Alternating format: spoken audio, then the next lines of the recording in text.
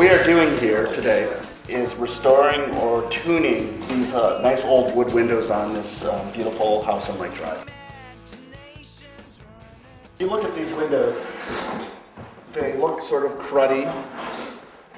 They don't open. Our goal here is to get them so they slide up and down very easily, like they did when they were first put in. A new window is generally not significantly more efficient than an existing single pane window with a good storm on it.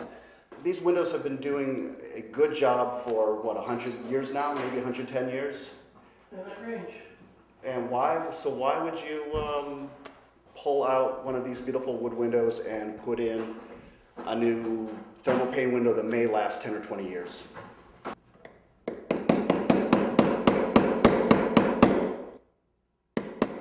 you can see Todd over here is doing sort of what the starting procedure is, breaking away the stops, which are these guys, keeps the window sashes from coming out. And removing the stops so we can shake the window sash loose and get it moving and make it close properly and open normally. We need to take the sash out by pulling these stops off, and then we're going to hook up the original sash weights to these ropes, and that counterbalances the window so it moves up and down.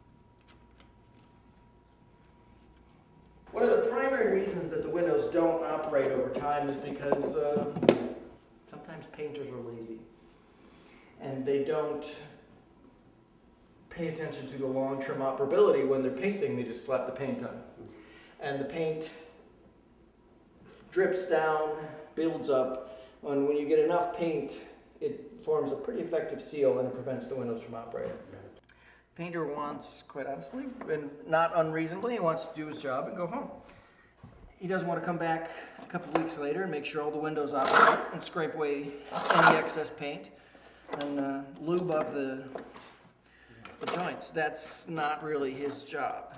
The other thing is, when customers are comparing two different painters, they're not going to be really attuned to these details. So the painter who actually puts enough money in the bid to cover this sort of care probably won't get the job. You can see the buildup of paint. You can see all these paint drips, and you can also see the paint in the weather stripping here. That both of those things prevent the window from operating and from closing properly. And that sash over here, that's Eric. No, just, here we go, thank you. That's the remains of sash rope.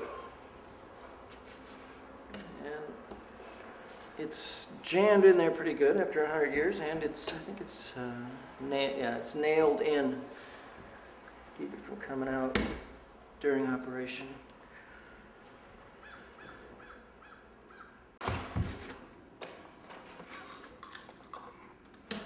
This groove is designed to accommodate the rope as the window goes up and down. I'm removing the cover of the sash pocket. This is where they keep the sash weights. And the sash weights need to be accessed so that we can replace the ropes. I'm threading the rope onto the pulley and praying that it falls down into this hole.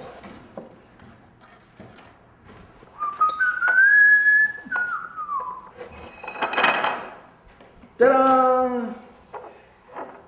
Look at that. This is actually a self-tightening friction nut. I learned it from taking out these weights and seeing what the old guys tied their nuts.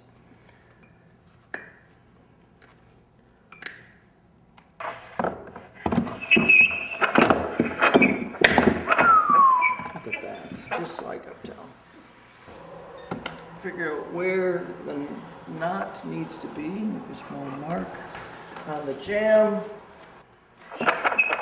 And that's where the knot needs to be when the window is all the way down. So we pull the sash all the way up, back off a little bit. That's where our knot needs to be. And then we make sure we have full range of motion. There we go. So we'll cut the rope.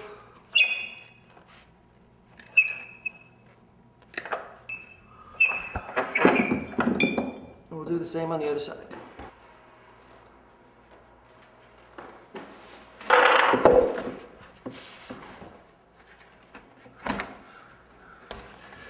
Stick the knot back in the hole. Take a nail. Tack it in.